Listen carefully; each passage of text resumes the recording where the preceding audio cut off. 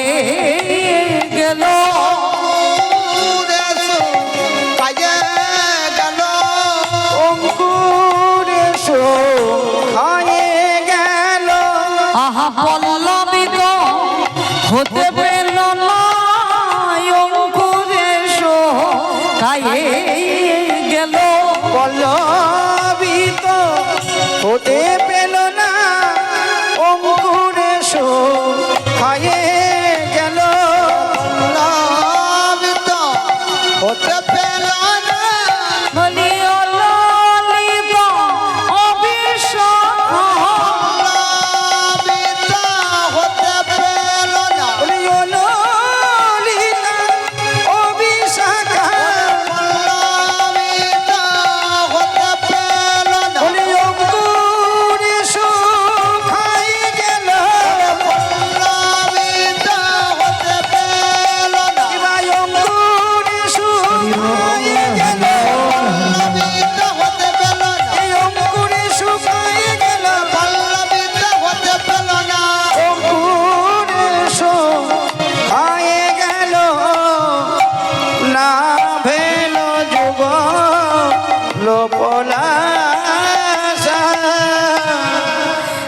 গাছের পাতা যেই না একটু বেরিয়েছে, রাধারানী কথা বলতে বলতে কৃষ্ণ প্রেমে কখনো তিনি চৈতন্য লাভ করছেন, আবার কখনো তিনি ভূমে গড়াগড়ি যাচ্ছেন।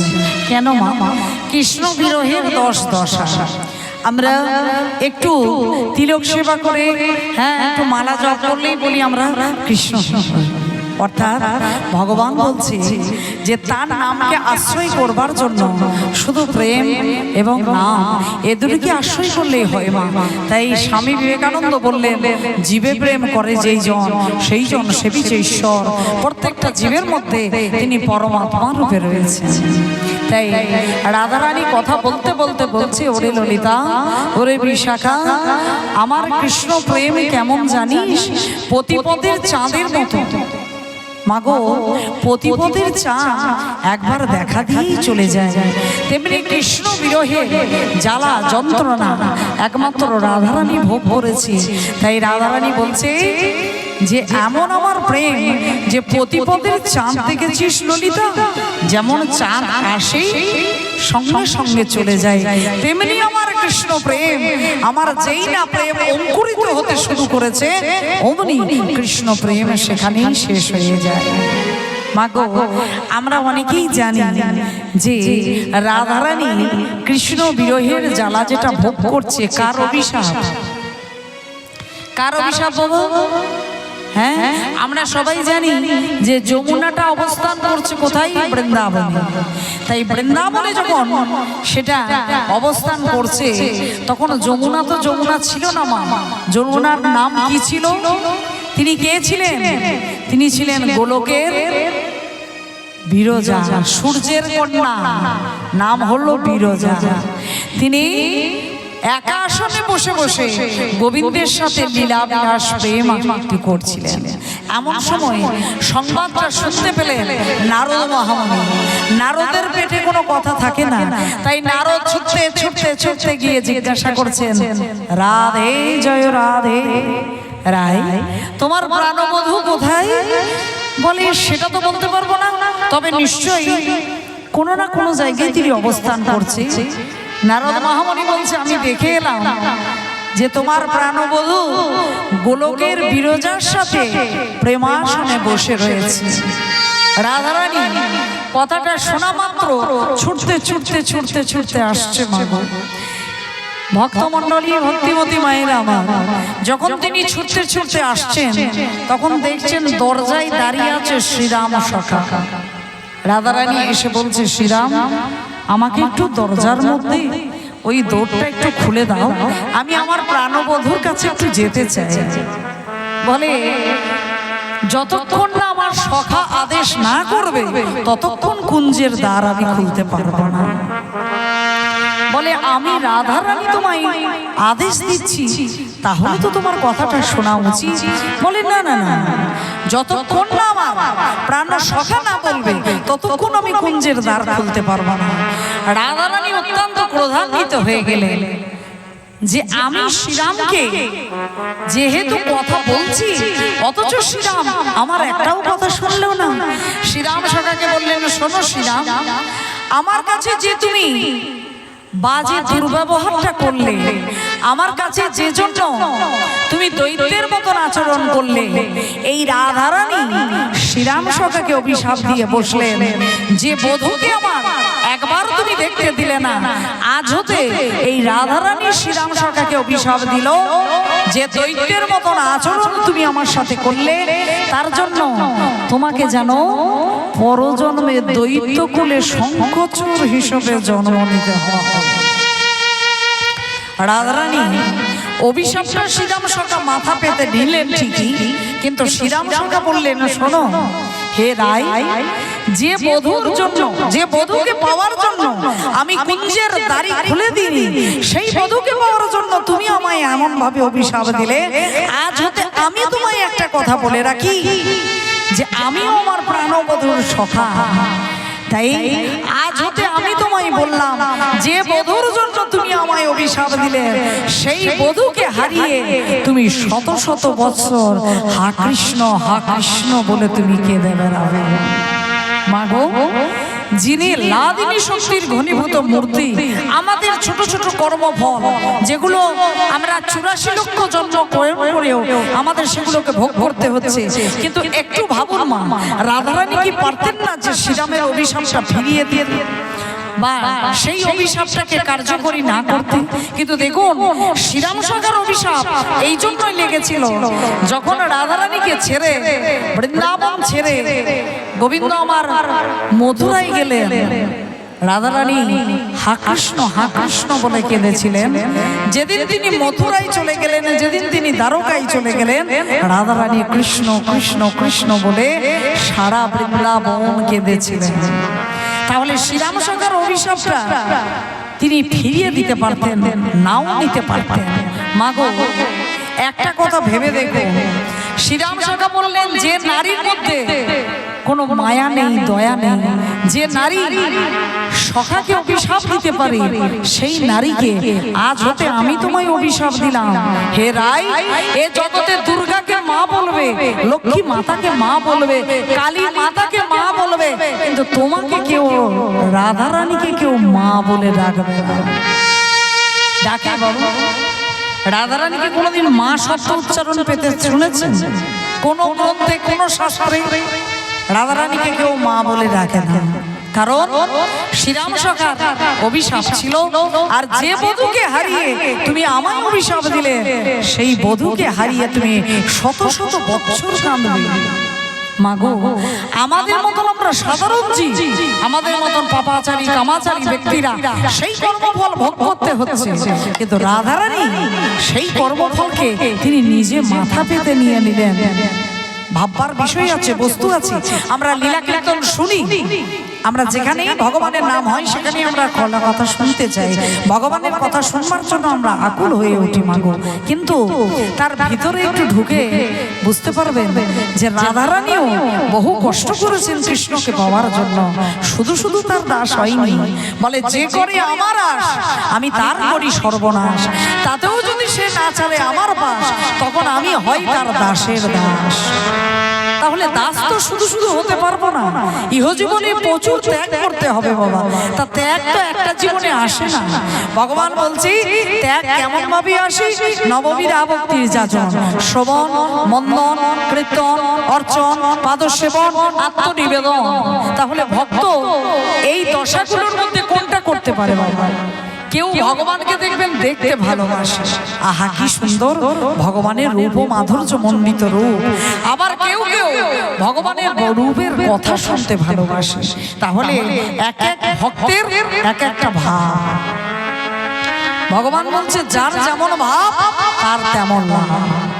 আমরা ইহ জীবনে কতবার এসেছি, সকল ভক্তমণ্ডলী ভক্তিমতী মায়ের আমার বহুবার এই জীবনে এসেছি, কিন্তু আমাদের মনে নেই বাবা, কিন্তু গুণে রাখছেন তিনি। কতবার এসেছি, কতবার গেছি, তার দৃষ্টান্ত দিচ্ছেন ভক্ত প্রহ্লাদ। তিনি বলছেন আমি 7 বছর বয়সে নারায়ণকে পেয়ে গেছি, কত অহংকার। কিন্তু মাগো, নারায়ণ যখন তার হাতটা টেনে নিয়ে গিয়ে দেখাচ্ছে, দেখো তুমি কতবার এসেছো আর কতবার জন্ম নিয়েছো। প্রহ্লাদ মনে মনে চিন্তা করছে, তাহলে তো আমি একটা জীবনে ভগবানকে পাইনি, বহুবার এসেছি, তাই হারের পাহাড় হয়ে গেছে মা। সেই জন্য তিনি 7 বছর বয়সে এসে তার চরণ আশ্রয় করেছিলেন। ভক্ত ধ্রুব তার বাবার কোলে উঠতে পেলেন না, বাবার প্রতি অনুরাগ দেখিয়ে তিনি চলে গেলেন গভীর অরণ্যে। সেখানে গিয়ে শুধু নারদ তাকে বীজ মন্ত্র দিলেন, কি ওম নমো ভগবতে বাসুদেবায় নমঃ। তাহলে সেই নাম করতে করতে তিনি ভগবানের বৈকুণ্ঠ পর্যন্ত চলে গেল মা। তাহলে আমরা সাধারণ মনুষ্য জীব, ভেবে দেখুন নারায়ণ তাকেও কৃপা করেছি, ভক্ত প্রহ্লাদকেও কৃপা করেছে। সামান্য কথা রামচন্দ্র তিনিও পারতেন বালিকে সরিয়ে দিয়ে, অর্থাৎ বালিকে তিনি সরিয়ে দিয়েছিলেন এবং সুগ্রীবকে আসনে বসিয়েছিলেন। কোথাকার? কিষ্কিন্ধার আসনে বসিয়েছিলেন। কিন্তু বালির পুত্র অঙ্গদ রামকে সাহায্য করেছিল। কেন করেছিল? হে প্রভু, তুমি যখন সীতাকে উদ্ধার করতে যাচ্ছ, আমিও যাব। কেন যাবি না? আমিও সীতামাকে উদ্ধার করবার জন্য আমিও আপনার সঙ্গে ভর্তি হতে চাই। তবে একটা কথা, যেদিন তুমি সীতামাকে নিয়ে এই অযোধ্যাপুরীতে ফিরে আসবে সেদিন কিন্তু আমি আমার পিতৃ হত্যার প্রতিশোধটা নেব। কবে সেই প্রতিশোধ নিয়েছিলেন?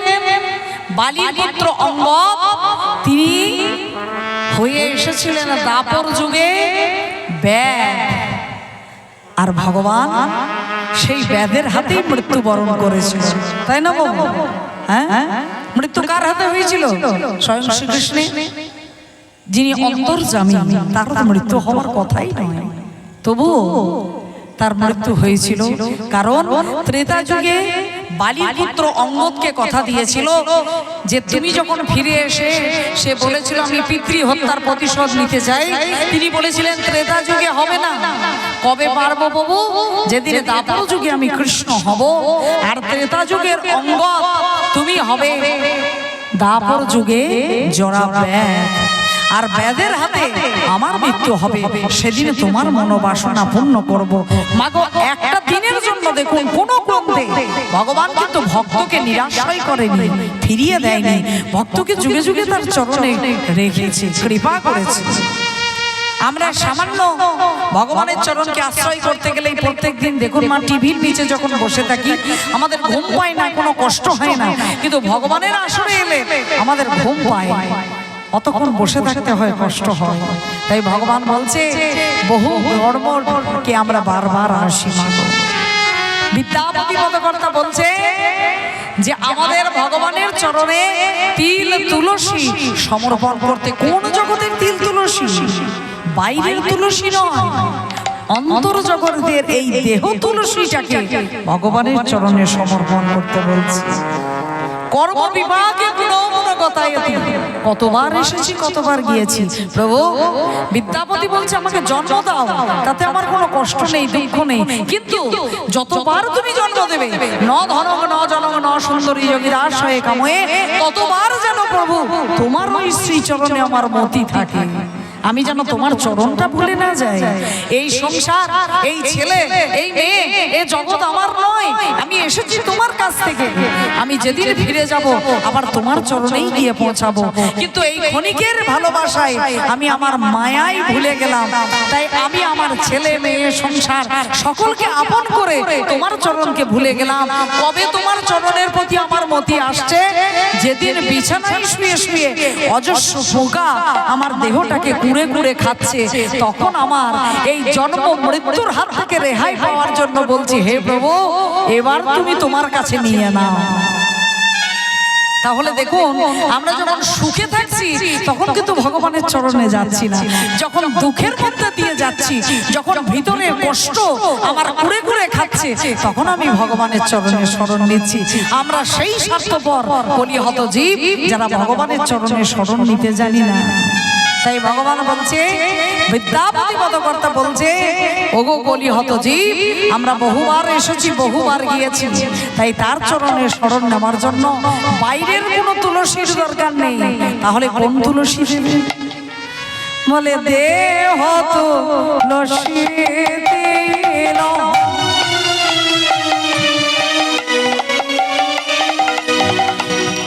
এ দেহ সমর্পিন, দেহ তুলসী দিল,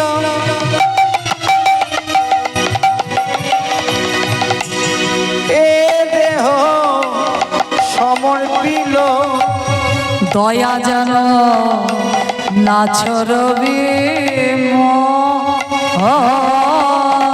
দয়া যেন না ছড়বি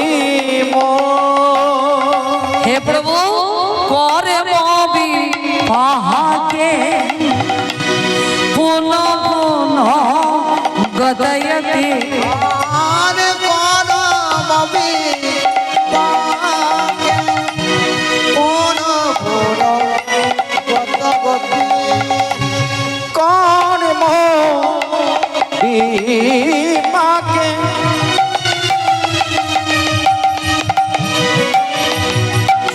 বলি মাধব হে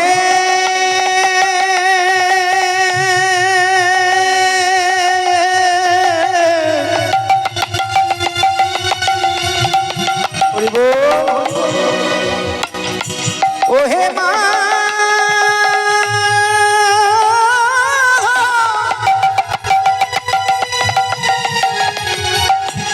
মাধবে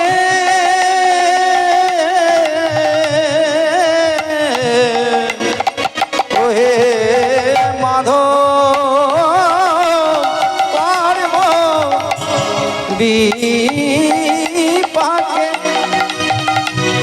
পুনঃ পুনঃ গতায়ত আর মতির তুয়া পর সঙ্গ আর মতির তো আপদ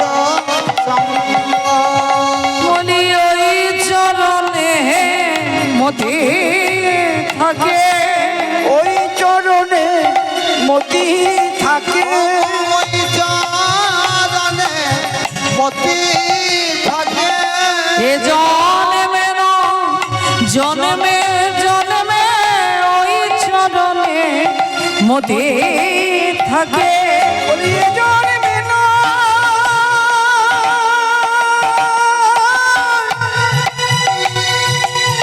জন্মে জন্মে ওই চরণে মতি থাকে ওয়ে জন্মে নয় জন্মে জন্মে তোমার চরণে ধরে এই মিনতি জন্মে নয় জন্মে জন্মে তোমার চরণে ধরে মিনতি ওই চরণে মতি থাকে তোমার চরণে ধরে মিনতি চরণে মতি থাকে চরণে ধরে হরি হরি চরণে মতি থাকে চরণে মতি থাকে মতির